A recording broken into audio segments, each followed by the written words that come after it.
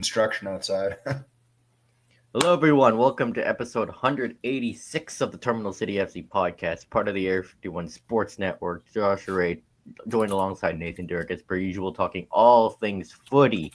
So it's it's almost summer. It's hot here in Vancouver, and the Vancouver Whitecaps remain hot. But it was a rough week for them. Not only did they get blown out in the Champions Cup final, but they dealt with several players and staff dealt with gastrointestinal sickness. And as someone who's dealt with that before, it's not fun. Yeah. Basically, it meant that there's no training, right? They couldn't do any training throughout the week. They had a modified training session on Saturday, the day before. They couldn't even come up with a team lineup until after that training because they simply didn't know who's going to be available, of who was available, how much load would they be able to handle. It was a mess. And thankfully, they did the best with what they had. Yeah, and training was called off. They didn't know who was going to play until the day before. And yesterday, apparently, some players and staff were still feeling symptoms, and they called off training. But the team is training today. We'll say that. Yes. So that's good news. Because I just received word. So Seattle Sounders in town, Derby Day, and heading into the game, a draw would have felt like a win. But instead, the Whitecaps found a way to get the 3 points, and they did it in convincing fashion. You got to admit that first half, the pitch felt very tilted in Seattle's favor. Yeah. But it didn't feel like they were doing anything once they got the ball into their attacking third. It was, played around the sides. Takioka really didn't have much to do. And the back line, it was a modified back line because Sorensen had to modify his lineup. So it was almost like it felt like almost like a 3-4-3, 3-4-3, but it almost felt like 3-4-3, but we did have that modified almost like a 3.5 situation that Vanni Sartini used to be kind of infamous for saying, where when the Whitecaps were in the defensive phase, you would see Matias Laborda drop back and kind of join the other three. They seemed fine. It felt like they were never really under that much undue pressure. They coped with it. And then you get, Whitecaps attacking on the counter, something that we haven't seen as much of this season, but that counterattack pays off. Points. Yeah, and good credit to the players and Jesper Sorensen and his staff for adapting to this. And I like the way they adapted defensively. So Ranko Veselinovic, Tristan Blackman, Bjorn Inge Udvik starting together, like for the first time. Matias Laborda dropping back. Eddie Ocampo was on the left side, but he did not need to drop back, and it was a good thing he didn't, because he was moving up the pitch and cutting inside for the attack to happen, and that led to the first goal. Yeah. I'm trying to remember who played the initial ball, and I think it was Jason Ngando. It was Jason Ngando, over to Ocampo, who was playing on the left. Yeah. And it was interesting because it felt like the pass back almost felt like it was going to be a 1-2 play with Ngando. He had run up to receive it. I don't know if he let the ball go through him or if it was just too far behind him, but you had Javin Badwal, for his first came in for his first goal ever. He had to reach for it, but he got enough of a toe on the ball to put just put it into the net. Yeah, this is his first MLS start, and just you got to feel happy for the guy. Local kid from Surrey. He came up through the academy. Had many of his family and friends in attendance. We can actually see a bunch of them from the press box. You can see exactly where they were sitting when they were cheering. Yeah, and just the look on their faces was something really nice to see. And yeah, I've talked about how high I am on Badwal and how much he has potential. And just really good to see him get his first goal for the team he grew up cheering for. It feels like one of those pinnacle growth moments for a player, right? Starting, in his case, from being a young kid in those stands, right? Yep. being able to join the academy, growing up through the different youth levels, getting into Whitecaps too, where he was playing games, having the short-term contracts until he got, the full contract last year. It is a long progression for anyone in sports. And Badwell, I mean, to his credit, he's been able to do it with his hometown club. That's something that not a lot of professional sports players get to say. Yes, and Badwell is the first BC-born player to score for the Whitecaps since Michael Baldissimo. Yeah, and I was trying to figure out when Baldissimo did his. Once it was, I think during the pandemic season, or where he scored that blast against TFC. I think that was his only goal in MLS, as far as I know. Right. He was released, and then he ended up with San Jose. And I believe now he's in the CPL with Calgary. Yeah, with Calgary. Didn't stop there. Once the second half started, Whitecaps seemed to control the match a little bit more. Yep. Seattle also very early in the match lost their head. Yeah. Or very early in the second half, I should say. We talked about in the press box how, like, if we were the Seattle coaches or players, we'd be not happy with the first half, and they were going to come out angry, but we did not expect for them to come out angry like that. You know what? Angry a little bit, but also, and I hate to say it, but stupid. And there's one player in Seattle who constantly finds himself in bad positions, which, leads to poor tackles, late challenges, and that's Nuhu. Yeah, and great ball by Tristan Blackman, by the way. Yeah. To Matias Laborda, and then Nuhu just yanks Laborda to the ground. Tried to rip clear his head red off. Card. Yeah. I don't know what he was thinking. Like, me neither. I mean, I guess to his credit, though, he didn't argue. He literally just ran straight off the pitch down the tunnel, hopped the boards. But I don't understand. Like, the aggressiveness, the physical nature of it. We've seen this from him before, and it doesn't seem like it's coming out of a place of anger. It's more of a place of like, I made a stupid mistake. I got to recover. It's like panic. It's panic. Yeah. It's desperation. That's exactly it, right? And I don't know. Knowing when you listen to Sounders fans talking to individuals that cover the team and whatnot, they've been kind of fed up with Nuhu for a long time.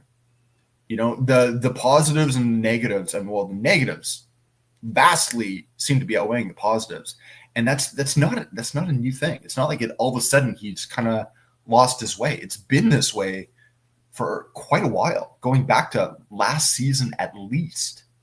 Yeah, remember I believe Nuhu was one of the. Correct me if I'm wrong, but I believe Nuhu was one of the players that got sent off in that game in Seattle last year.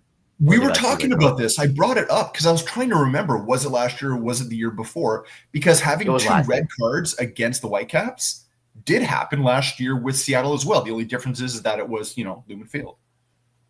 Yeah, and, well, that's what happened in this game. Jonathan Bell. 3 minutes later, clips Emmanuel Sappi just outside the box, and he gets the red card, and apparently he got fined for taking his sweet time to get off the pitch. He did. He ended up getting fined by the disciplinary committee, on Monday or Tuesday or whatever it was. By the letter of the law, yes, it is. I think this one might be a bit harsh on Bell. Yeah, this one looked harsh. But this one, if you're saying that it's a clear goal scoring opportunity, then the rule is very blatant. It's a red card. Yeah. I don't know. I'm going to leave it at that. I mainly because, Whitecaps benefited from a certain reading of the rule or a certain interpretation of the play. I may have seen it. It's a foul. Don't get me wrong. It's a foul. Was it a clear goal scoring opportunity? Yeah, clear foul. I don't know. Yeah. I don't know about that one. Yeah. So the Whitecaps took advantage and controlling the play, and After that, it was there all like there are a couple of chances that Sounders had on the transition. There was one that Ranko Veselinovic stopped the last second before the player could take a shot. But the second goal, Daniel Rios, good to see him get on the score sheet, and didn't know he had this in him, like a shot from distance that just beat Stephen Fry. He's got a couple of goals now, and I guess he only scores bangers. Yeah, and really well taken shot. And then the oldest guy on the team, Damir Krylak, who came on for Badwall, clear penalty here. Sabby was taken down. Like, I thought it looked soft at first glance, but on the replay, clear penalty. And again, there's nothing malicious in it. It was just, it was on like Sabby kind of got slew-footed a little bit, but it was just a late challenge again. Caught him on the feet. Nothing malicious in it, but it was just ill-timed. Sabby didn't look too happy that he didn't take the penalty, but regardless, Krylak needed it. Given he doesn't get much opportunity with this team anymore. And you know what? Good for him. Still got it to get one. I was almost hoping that they would, and maybe this isn't bad. I was almost hoping they would give it to Rios because he's missed 2 penalties already this season. And I was like, you've already got the goal in this game. The game's done and dusted. You're winning it 2-0 at least. You have no pressure on it.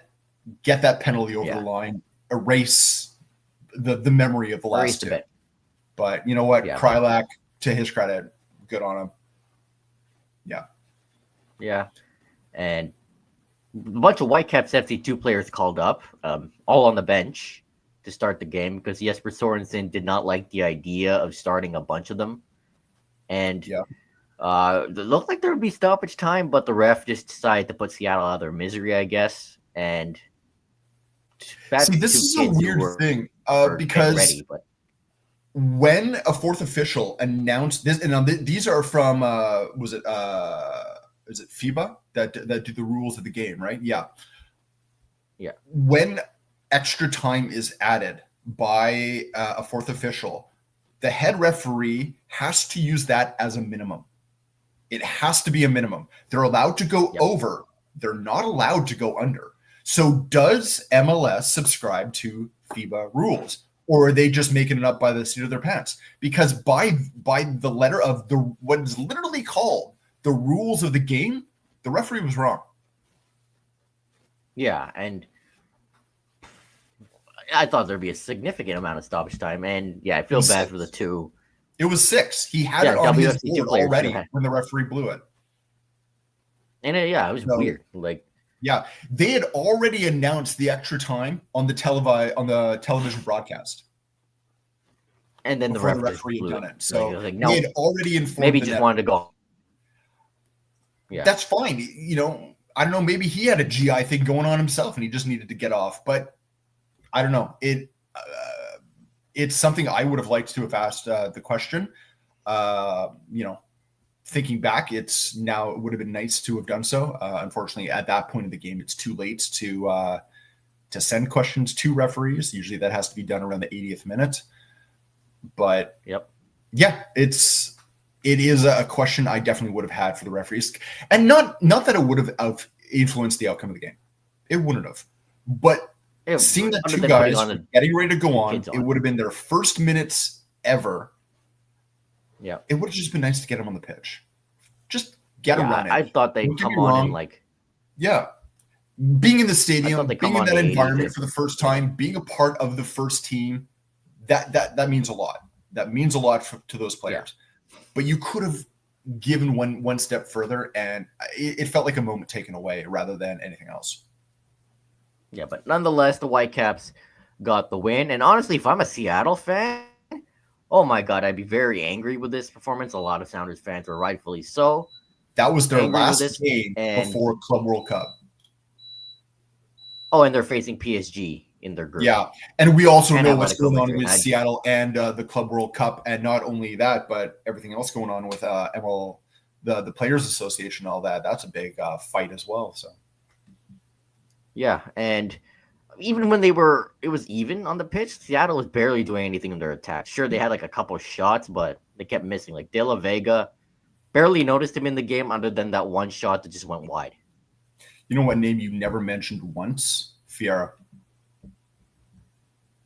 He had that one shot, I believe, but it was offside. Yeah. Well, throughout the entirety of the match, they had no shots on target. Yeah, Takaoka did not make a single save, and yeah, and the offside one does not count, by the way. Yeah. So. And like Rusnak also barely noticed him either. Yeah. He's usually someone that tears up the Whitecaps, and Ryan Kent, other than him falling on the ground, barely noticed him either. He ain't no Roy Kent. Yeah. I almost called him Roy, So but... what does this mean for the Whitecaps? Whitecaps continue to be top of the Western Conference. They have 5 points on second place tied teams, San Diego and Minnesota. They also regained their position at top of MLS and in the Supporters Shield race. They have 1 point above Philadelphia, but they also have a game in hand. And that's something that's going to mean quite a lot for the Whitecaps as we head not only through the summer, but into, the later months of the season. Yeah, and let's be honest, this game should not have happened given the circumstances. I mean, the NBA was more active on the Sounders Club World Cup situation. Sure, that's a big issue, but more or less radio silence from them on the Whitecaps and, the sickness. So, this game should not have happened. I stand by it, but good that they got the 3 points. Yeah, it's one of those, and it was Jesper Sorensen said it after the game. He's like, I don't want to sit here in front of all of you and say because we won, hey, we're happy with it. No, the game still should not have happened. But here's the problem. I actually went and did a deep dive into MLS on what happens with suspended games. Even if they did postpone this game and play it later, any of the players that were not available for this match would have still not been allowed to have played in a rematch. That's crazy. So it wouldn't have mattered. Yeah. Right? All of those players on international duty, all those players that were out due to illness would not have been able to have played in a rematch because you have to keep the same conditions. So would have made right. So it would have been no point. Weird situation. Whitecaps are now heading out on the road, I believe. They'll be playing. Yeah, and they're still undefeated on the road. But yeah, that was one of the more impressive wins of the season. Even with the Whitecaps B team, C team, whatever you want to call it, different formation. And yeah, I mean, Seattle didn't do themselves any favors, but full credit to the players and the coaching staff. So Whitecaps on the road next. They're off to Columbus. One thing we should say about the Whitecaps with this now is at 17 games throughout the season, they're only one of 4 teams in MLS that have come this far in a season with only 1 loss. Yeah, and undefeated in 11 MLS games. Yeah. So Columbus are 7-7-3, 28 points, 5th in the Eastern Conference. And they are going to want to bounce back after getting killed by Inter Miami 5-1. And they've had the week off. So they got more rest. Yeah. Yeah. Columbus is a great team. Let's be honest. Yeah, Columbus is a very good team. And even when they feel like they aren't a great team, they have a great coach. And he finds ways on how to get around anything, right? Yeah. Right. Inter Miami was a really weird match for them. Yes, they have had pretty much half a month of, just hanging out, but Columbus will be ready for this. They're going to be more than ready for this. Yeah, and the Whitecaps will look to keep their unbeaten streak on the road alive. They're the only MLS team to not have lost the game on the road so far this season.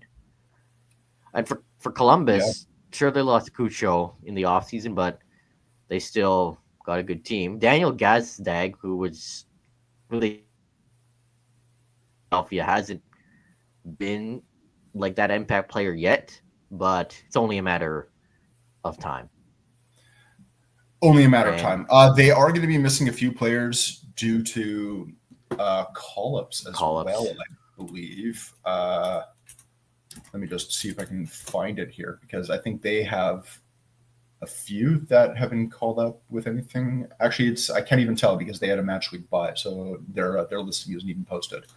But yeah, I believe that there are a couple of players that are on international. Not to the extent of what's going to be with Whitecaps. Whitecaps will get some players back from international duty, but anyone with the Canadian and American teams are going to be heading right into Gold Cup. Yep. And Columbus, just looking at their roster. Darlington Nagbe, midfielder, felt like he's been there forever. Veteran midfielder, just one of the more respected guys in MLS. Yeah, Wilfred Nancy got a really good coach, plays a very progressive attacking style of football, and it's going to be interesting to see the tactical battle between him and Jesper Sorensen. Pedro Vite will be back, who he helped Ecuador qualify for the World Cup. Yep. And so will Andres Cubas, who was just coming off international duty with Paraguay. But Whitecaps still short-handed, and things are getting tougher here. Columbus, in their building, I believe they're a very good home team this season, and I can't remember the last time. Oh, the last time the Whitecaps played there, I believe, was in 2022, and they got blown out 4-0. But a lot has changed with this Vancouver team since then. Absolutely. So, yep. Let's see if the Whitecaps can keep it going. Good win for them over the past weekend, and I mean, let's see if they can make up some more. Not make up ground. Keep opening the gap in the supporters shield race. So, Canadian men's national team action.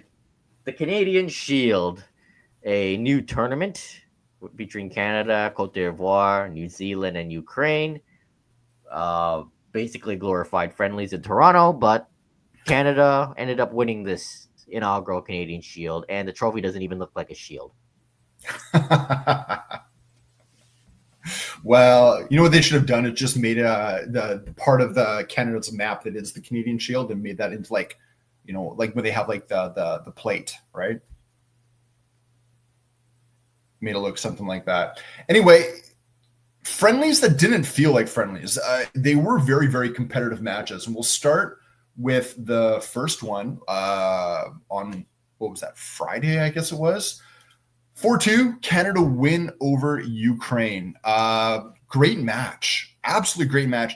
And I think you have to say that for 85 minutes, the Whitecaps did well. Then substitutions, changes, allowing new players to kind of get onto the pitch, disrupted the flow and allowed Ukraine a bit of a path into the game, but it wasn't too little too late. Yeah, Tajon Buchanan, this was his show. I mean, just the way he'd get around defenders on the wing, showed his speed, his tenacity, and he assisted Jonathan David for the first goal, and there's no doubt that Jonathan David would score there.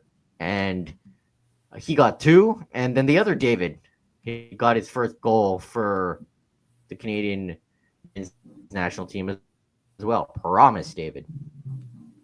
Yeah, all three goals there came in the first half. It was a very one-sided affair.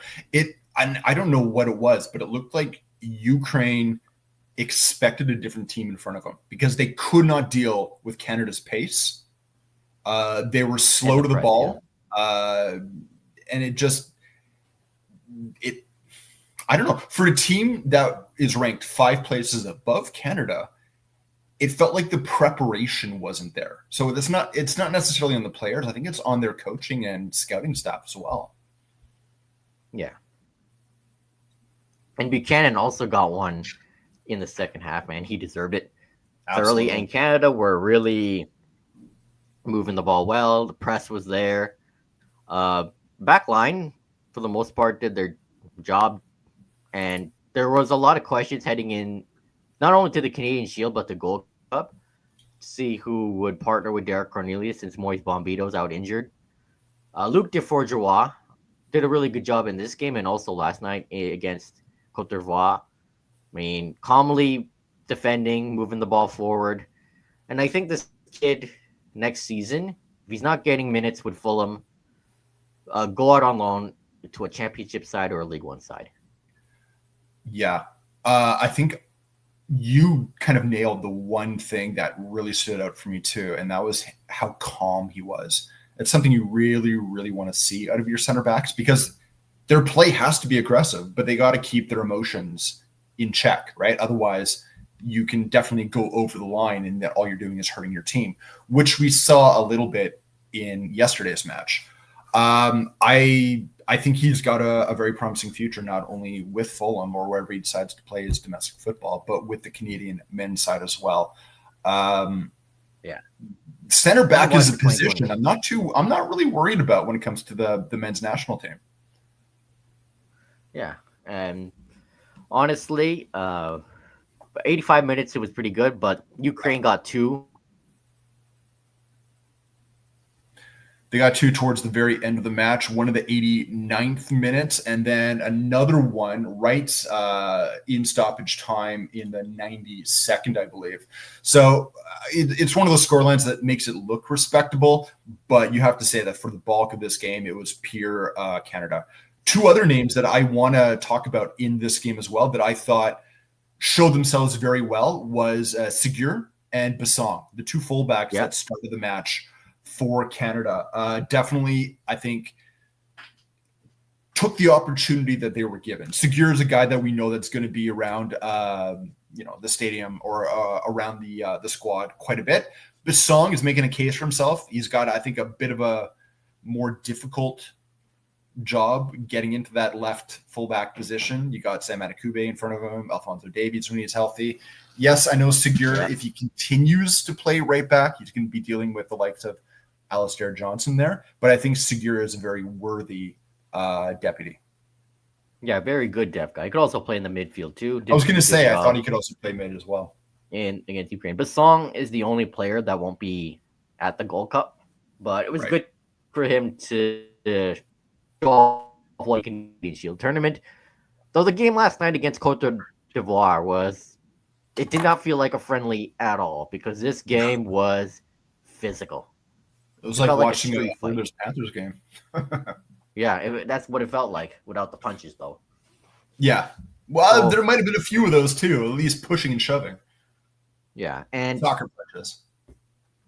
For this game, rotated Canada's side, but there was still quality in this game for them not to, do something, but not a single shot on target, which is kind of disappointing. It was heavily rotated. The only player that stayed in the squad from the first one was Derek Cornelius on the back line. Derek Cornelius. The back line did run into trouble. At one point, the back line, out of the four players there, three of them were on yellow cards. I think it's something that they're going to have to watch out for.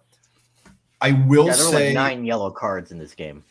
Yeah. 5 for Canada. I will say, though, for as much as I said Ukraine did not, it felt like they didn't scout Canada effectively, Cote d'Ivoire did. I think they watched that Ukraine match and they understood what Canada's strengths were and were able to mitigate them. Canada was not able to use their speed at all. Whenever Canada had the ball, Cote d'Ivoire was on them. There was no space.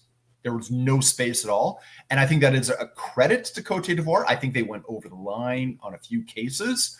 But regardless of that, Canada needs to know how to play in these kind of matches where you are going to be frustrated, where you are going to be bodied around. And I felt for the most part they coped with it. It was just getting that final push, right? Right. And this is a good, warm-up for a Gold Cup and the World Cup. So again, we're talking about Cote d'Ivoire, a team that very well could be a World Cup team. Yeah, a team that you expect would be in the World Cup, especially that it's expanded next year. And I believe it's today that it's 1 year to go. 1 year to go. So 1 year to go as of today will be 1 year kickoff. to go. Yep. And sorry, to go back to Cote And d'Ivoire, they're actually top of their table in World Cup qualifiers right now. Yeah, so there we go. With Africa, so doing very well. Yeah, and just 5 wins, 1 draw in their group stage.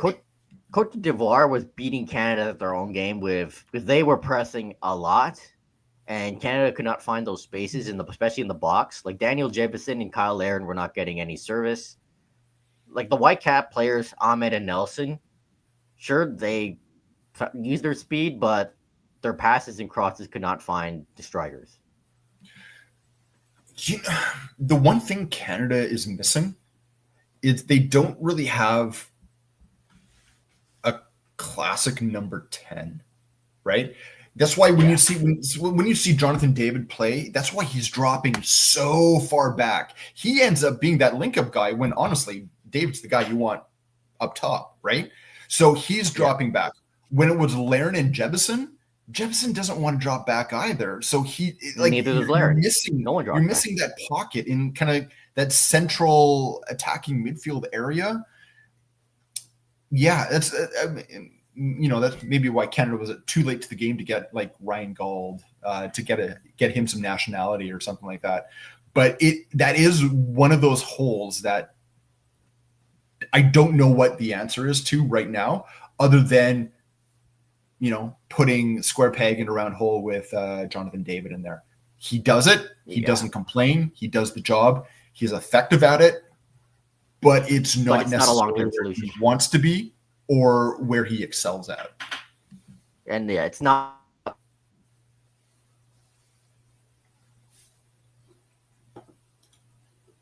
position, but sometimes it's too much for the guy. Yeah, that's and we need the guy up. Very much it. So Canada now heads into the Gold Cup. So Canada's in a group stage. They're going to be playing with Honduras, Curacao, and El Salvador. Honestly, this is a group that Canada should be able to qualify from, no problem. Yeah, and Canada last night went to penalties against Cote d'Ivoire, lost it. Doesn't really matter too much though. That one Cote d'Ivoire player, I don't know what that penalty was. One of the worst penalties I've ever seen. Completely whiffed on it, and it just went way wide on Dane Sinclair. But nonetheless, Canada win the Canadian Shield and are off to the Gold Cup. First game will be in Vancouver against Honduras. I will be there at BC Place covering that game. I'm excited to cover my first Canadian men's national team game. And Canada should win this group. I will say, I mean, we all remember years and years and years ago, at least if you're as old as I am, Canada and Honduras. Yeah, I remember. Absolutely. Yep, I remember that game. The other one I will say is don't count out Curacao. Curacao as part of their historical, I don't want to call it relationship because it was basically colonization, but what they have present day with Netherlands. So a lot of Dutch players do qualify for Curacao as well. And just yesterday in World Cup qualifiers, Curacao demolished Haiti 5-1. So very, very small country, a country that punches above its weight. Yeah, and in fact, the expectations right now in World Cup qualifiers, Curacao in their group is 4 wins, 0 draws, 0 losses. So they're doing well in their geographical region. It's going to be interesting to see what they can do on a larger CONCACAF stage. Yeah, and there should be really no excuse for Canada not to win this Gold Cup.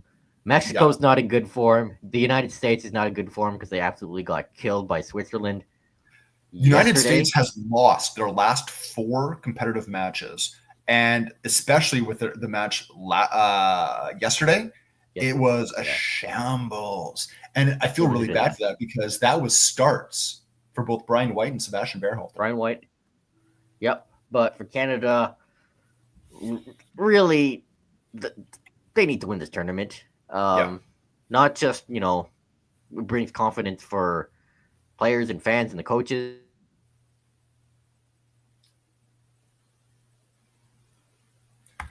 So with the Gold Cup, I think the one thing that we also have to address is what is happening in Los Angeles right now. A lot of civil unrest, call it whatever you want, to do with ICE and what they're being asked to do by their government. The very first game of the Gold Cup is supposed to be taking place at SoFi Stadium this Saturday, and then there's supposed to be another 2 matches, I think, in LA on the Sunday. CONCACAF has said that they're watching the situation very carefully because there's now questions about whether or not those matches will be able to be played in Los Angeles, especially given not only just the state of what's happening in LA, but with the mandated curfew that's been put in place now as well. Obviously, CONCACAF and football is not the only sport that's being affected, and obviously it's not just sports being affected, it's people's livelihoods too. We have talked to individuals that we know and are friends with down in LA, and people have resorted to carrying their passports around. These are actual citizens born citizens of America, carrying their passports around, carrying your papers, stuff that we haven't seen, at least in our Western world mentality, since, I don't know, World War II. Very, very scary things right now.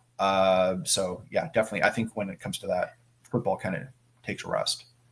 Yeah, football, sports, entertainment, that's, the least of people's worries down there in LA. If you're watching or listening, and if you're in LA right now, stay safe. Very scary, unprecedented situation there. It's been a rough year for LA. First the wildfires, and now this. Feel bad for you guys. Yeah, that's I totally forgot about the wildfires. Yeah, I don't want to get into the politics about that. That's not what this podcast is about. But it's too complicated to explain. As Josh said, stay safe and hope to see you out on the other side. Yeah, but back to the Gold Cup. There's a lot of storylines, to watch for Canada, and a big one is obviously, like I mentioned, the center back thing. But there's a lot of confidence now in someone like Defargeois, who could partner with Derek Cornelius, and there's a lot of other options that can be the replacement for Moise Bombito. And there's a lot of young players at this tournament. Defargeois is one of them. Nathan Saliba, who kind of disappointed he didn't play as much as I hoped for in the Canadian Shield, but I would assume he play a lot more in the Gold Cup. And guys like Nico Segur, also Daniel Jemison, Promise David. Just more opportunities to see what they can do. And Canada has firepower up front with Jonathan David actually playing in this tournament. The thing with the Gold Cup is you're guaranteed the 3 matches in your group stage. You're going to be moving on throughout the bracket to later stages. You need to use your bench. You're playing matches, every 3 days, 4 days. You need to use everyone that's going to be on that squad. So players are going to play. Players are going to be tested. Players are going to be able to show themselves a year out from the World Cup, the big one. So this is an important tournament. Not only is the Gold Cup the most winnable opportunity Canada is ever going to get. Canada's got a squad that's flying. They've got a manager that understands the squad and is getting the best out of a lot of players. We've got new blood coming into it. We also have the other 2 top teams in this group, or in this confederation, in Mexico and America, in that they're struggling for whatever reason. So this is huge opportunity here to win it. You got to think Canada is one of, if not the favorite. And the only reason I would say that they're not the favorite is that the Gold Cup still feels like it's not a CONCACAF tournament. It feels like a United States tournament because de facto they end up being the host, right? So they get that home crowd advantage, which I don't know. In my mind, it's not right. Yeah. But yeah, it's not right. And it's to me, it's win this cup or bust, because anything less is a failure now. This team is too talented to not win it. I'm going to But say make it to the final. obviously, they can't take any game lightly. Make it to the final. Once it gets to the final, I mean, obviously, I agree. It should be. But Canada hasn't won this or any other tournament. I mean, Canadian Shield, sure, it's great, whatever. But we haven't a tournament where you actually have to progress through stages. Hasn't been done since what? The last Gold Cup? And that was 2000, 2001, 2000, I think. So, yeah, I mean, make it to the later stages, get to the final. At that point, it's 90 minutes to see if you're Kings. Yeah, and also, it'll be interesting to see who starts in goal on Tuesday. It's Dan Sinclair or Max Crepeau, and that's a big storyline heading into the World Cup. You know, we got a 1A, 1B option. Oh my gosh. Both are going to get games in the group stage. Both will get at least one game in the group stage. Guaranteed, pretty much. The against Honduras, and the only reason I'm going to say is Max Crepeau is because he's the elder statesman of the two. I have to agree. I go with Crepeau. Right? And I don't think you can. Crepeau deserves to be playing on a better MLS team. He needs to leave Portland. Yeah. Not that Portland is doing horrible right now. I don't think he's doing. But Neville favors Pantemis over him. Yeah, like he just needs to be on a different team. He's a starting goalkeeper. Yeah, he's not a backup. And you could argue that Dane Sinclair should make the start on Tuesday because he's in better form. One of the best goalkeepers in MLS. Yeah. I mean, you take a look. You can't go wrong with either, honestly.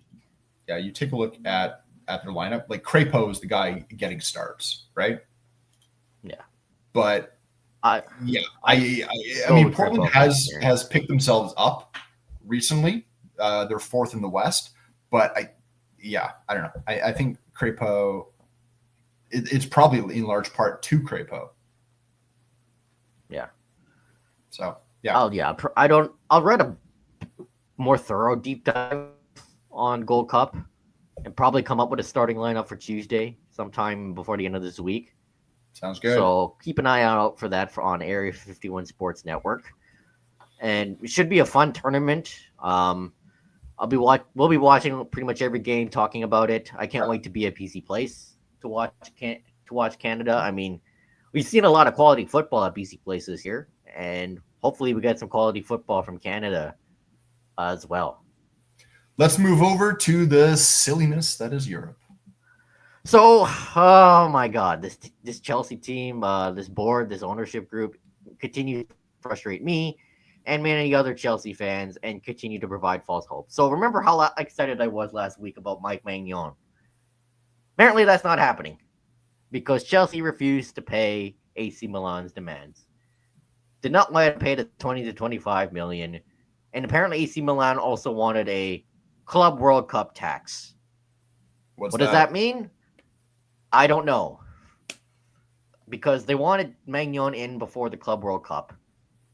And that's apparently not happening anymore because Chelsea set their own deadline for yesterday. And since they couldn't come to a deal, they backed out. Well, this whole little mini window, that's now shut, isn't it? Yeah, it's shut. Yeah. That was also the deadline for it yesterday.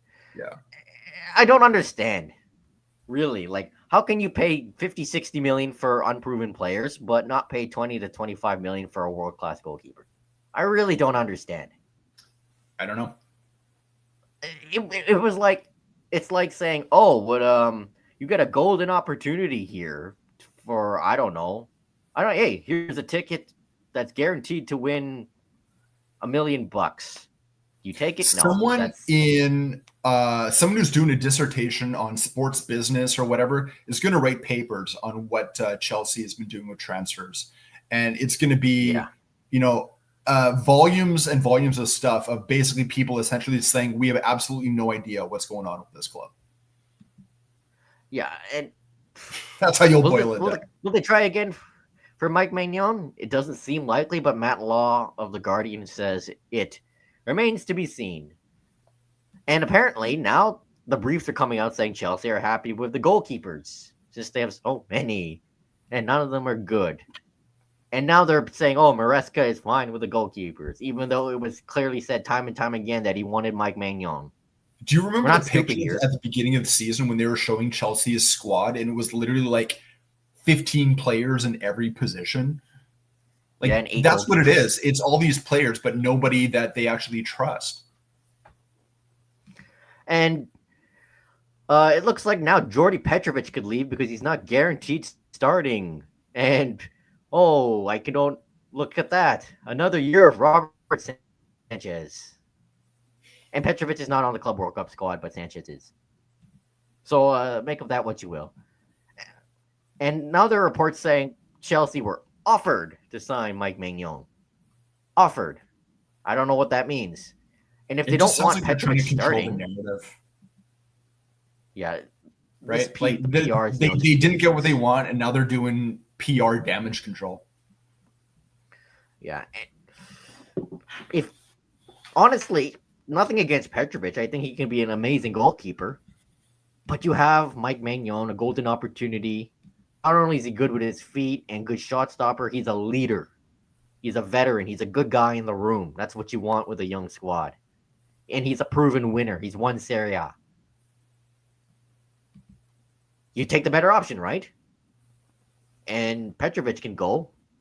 And if you can unload Sanchez, Sanchez can go and have Jorgensen as the backup. But no, don't want to pay 20 to 25 million because it's too much money. I don't know, like Bedatic Bali, like Todd Bowley, Paul Winstanley, and Lawrence Stewart. What is wrong with you lot?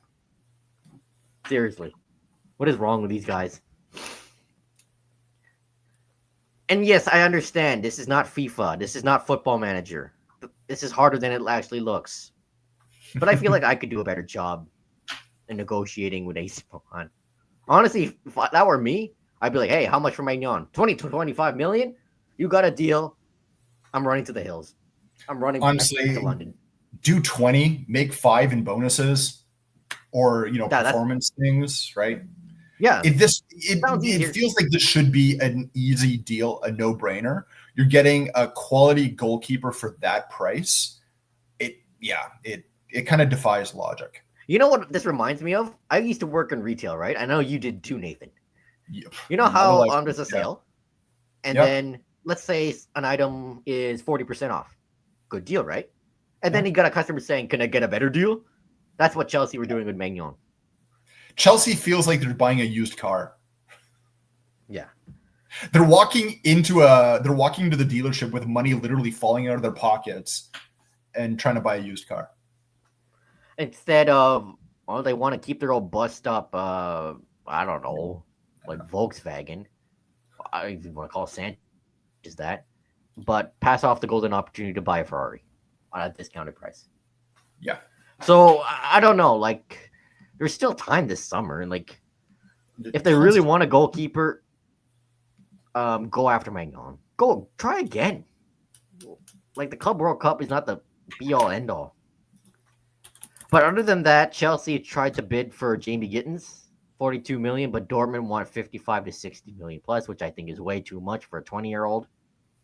Sure, he's good, but that's a lot of money. He's not like, I don't know, Jadon Sancho was when he was at Dortmund. But deal collapsed. They'll try again for him when the window opens. Whoop-de-doo. And apparently Jamie Gittins was not happy with the deal failed because there was a video taken by a Dortmund reporter of him just speeding away from the parking lot in his car after the deal failed. So, since the Club World Cup is soon, Petrovic is not on the squad, but Christopher Nkunku is, which is weird since his head's checked out. I don't know, maybe they're trying to drive up his value. Andre Santos is, which is good. And Kendrick Paez will be loaned to Strasbourg, the young kid from Ecuador who played for Independent de Vial, where Pedro Vite also played, and where Moises Caicedo also played. There you go. So, other winger options, they've been linked to Mohamed Kudus of West Ham, one of the probably West Ham's best player for the past couple of years. But they want 80 million plus, which I think is too much. Yeah. Even though he's good. And then, oh my God, Alejandro Garnacho links are back.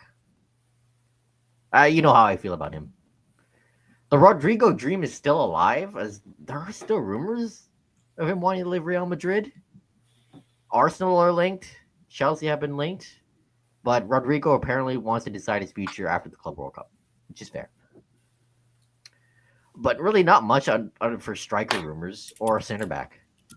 Other than Jared Brathwaite who said, no,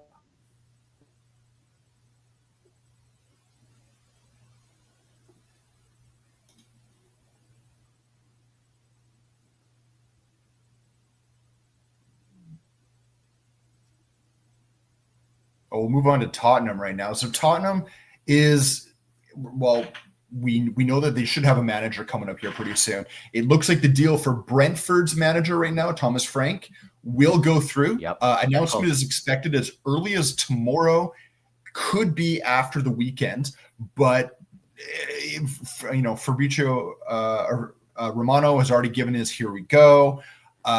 It's just a matter of getting the deal done. It looks like there will be a bit of a fee to coax him out of Brentford, about £10 million, but it's happening. We're still waiting to hear about Fabrizio Paratici. Everyone expects this deal to get done. It does look like a bunch of Saudi Arabian pro league clubs have now expressed interest in him. But we already know that Paratici has been working behind the scenes with Levy on some transfers for the club. So it feels like it's just a matter of getting him to sign the paper and he'll be announced fully. Now, part of this shuffle that's been going on with Postecoglou is the chief footballing officer, Scott Munn. Another Australian individual, was a big guy that worked with Postecoglou. He is now out the door. It looks like that has been done with Paratici coming in, and also with the new CEO that they just brought in, who actually started last week. So it looks like that could be done as well. There's going to be a few other shuffles, particularly with the medical and the scouting areas in Tottenham, but that's just a matter of getting it done as it happens. One interesting thing that did happen, Ben Davies, fixture at the club. I think he's got to be the longest serving Spurs member. Had a 1 year extension. He's had a 1 year extension added or option taken on his contract to keep him. But there is interest coming for him from, of all places, Wrexham. Of all places there. Well, the thing is, it makes money, sense but still, if you think about it. Wrexham just got promoted to the championship. So they're going to be looking for players that can keep them there. They're the only club in history that has gone from a back-to-back-to-back promotion in the EFL. So they're not looking to get promoted right away out of the Premier League. They're looking just to hold on. So they're looking for proven players that might come on the cheap, that can keep them there. And if you're looking at solid positions, looking at your defense is definitely an area that makes sense. Looking at Ben Davies, who is Welsh, and I believe someone can correct me if I'm wrong, might be the captain of the Welsh national team. This would be a big I think he might be. Yeah, and I think he's only 32 years old. Like, it feels like he's like 36 years old. I think he's only 32. This is a big signing. It's a statement signing for a club like Wrexham. He only has a year left in his contract. Enacting that club option might let Tottenham get a transfer fee for him. I don't think it's going to happen right away, if it happens at all.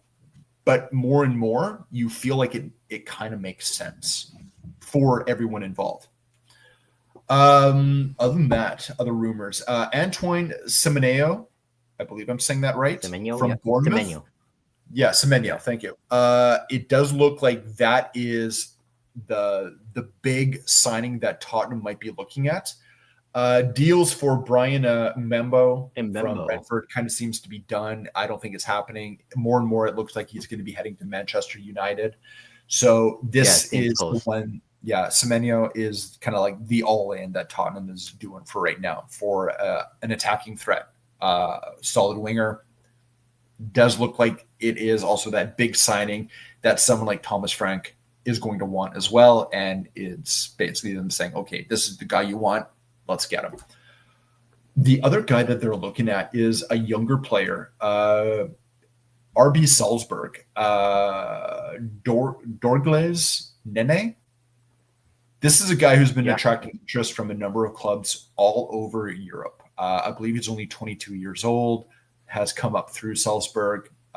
Spurs are watching him. It does feel like around a 25 million euro fee might be attached to him, but it does feel like one of those young guys that's going to be on the move.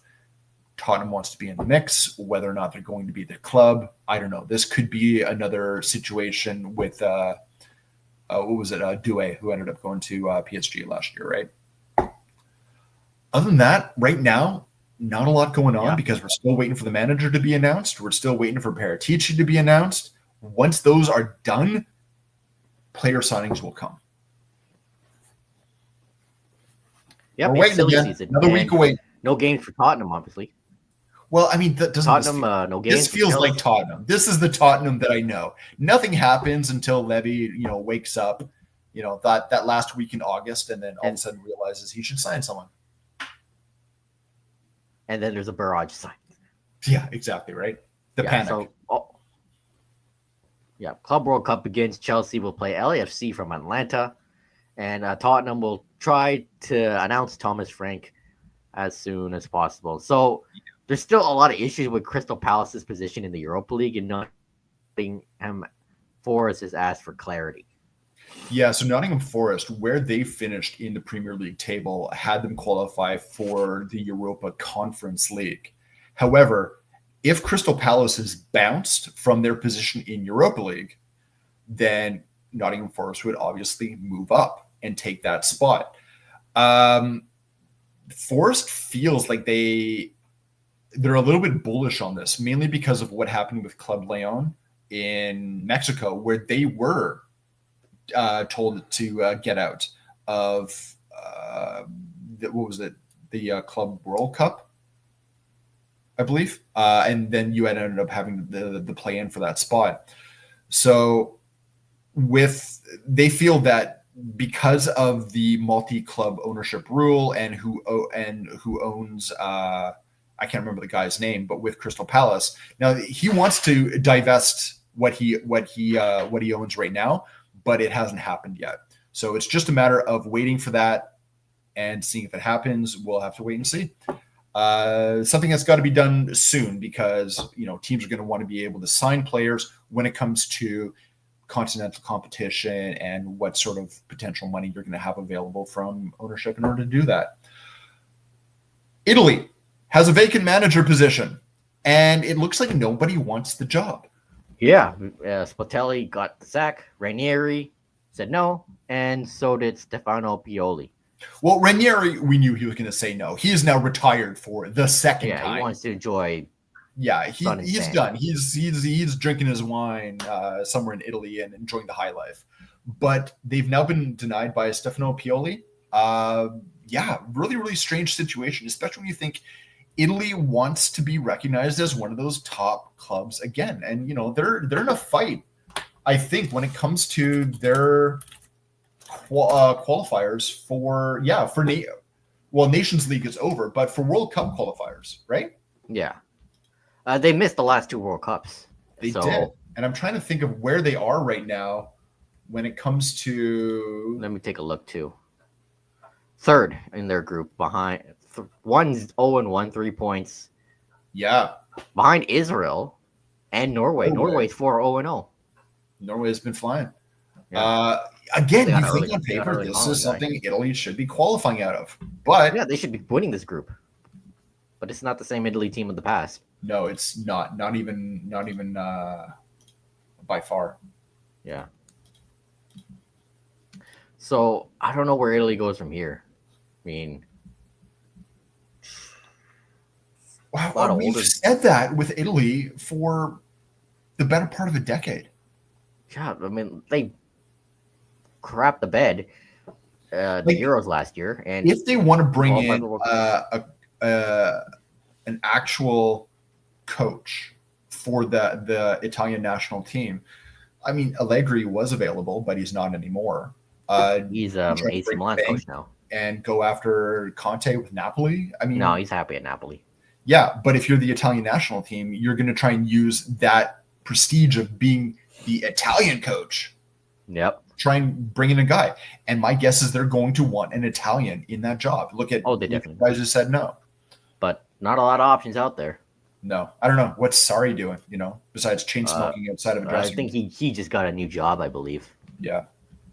I don't know. Where is Sorry actually? Yeah, he's the new Lazio coach. So he's there you go. Okay.